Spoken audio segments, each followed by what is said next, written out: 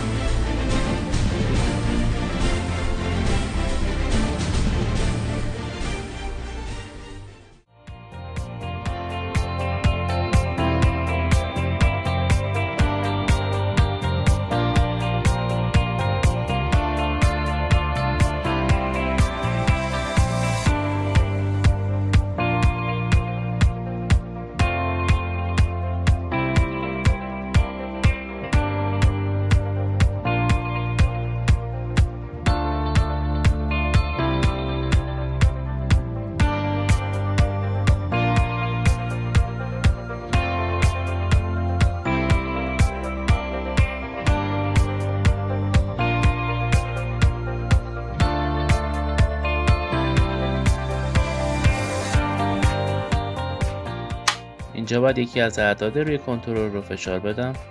لینک خرید لوازم ساخت این کاردستی رو قسمت توضیحات براتون قرار دادم.